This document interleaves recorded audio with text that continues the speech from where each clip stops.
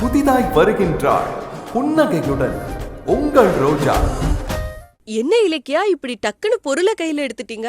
அதுதான் அவங்க மாமா இந்த மாதிரி ஹாஸ்பிட்டல்ல சீரியஸா இருக்காங்க, இந்த மாதிரி ஆயிடுச்சு அப்படின்னு தெரிஞ்சோடனே விறுவிறுன்னு கிளம்பி போறாங்க. அதுக்குள்ள மாமா வீட்டுக்கு வந்துடுறாங்க, இலக்கியாவும் வீட்டுக்கு போயிடுறாங்க. போய் பார்த்தா மாமா உங்களுக்கு எப்படி ஆச்சு, நீங்க என்ன பண்ணீங்க, ஏது பண்ணீங்க அப்படின்னு சொல்லிட்டு தம்பி கிட்ட விசாரிக்கிறாங்க. தம்பி சொல்றாங்க, நாங்க 2 பேரும் வெளியே போயிட்டோம், பட் மாமா வந்து பாத்ரூம்ல வலிக்கு விழுந்ததா பக்கத்து வீட்டுக்காரவங்க சொல்றாங்க அப்படின்னு சொல்றாங்க. பட் இலக்கியா அதை நம்பல, நமக்கு தெரியும் என்ன நடந்தது. சோ இலக்கியா என்ன பண்றாங்க அப்படின்னா கத்தி எடுத்து விறுவிறுன்னு அஞ்சலியோட கழுத்துல வச்சுட்டாங்க. என்னப்பா இது, டக்குன்னு இலக்கியா இப்படி பொருளை கையில எடுத்துட்டாங்க. அஞ்சலி உண்மையை சொல்ல போறாங்களா, என்ன பண்ண போறாங்க? எப்படி இருந்தாலும் இலக்கியா உண்மையை வாங்கிடுவாங்க. சோ என்ன நடக்க போது உண்மை தெரிஞ்சதுக்கு அப்புறம் இலக்கியா என்ன பண்ண போறாங்க எபிசோட் பார்த்து தெரிஞ்சுக்கலாம். மாமா, வசந்த் சொன்னதெல்லாம் நிஜமா?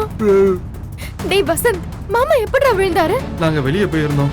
நாங்க வீட்டுக்கு வந்தப்ப பக்கத்து வீட்டு அக்கா சொல்லிதாங்க எங்களுக்கே தெரியும். மாமா பாத்ரூம்ல வழுக்கி விழுந்துட்டாருன்னு ஹாஸ்பிட்டல்ல அஞ்சலி தான் சொன்னா. சொல்லுடி. ஐயோ சொல்லு சொல்லு.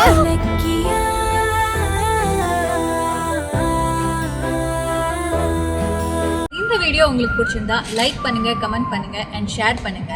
மறக்காம சரிகமா டிவி ஷோஸ் தமிழை சப்ஸ்கிரைப் பண்ணுங்க.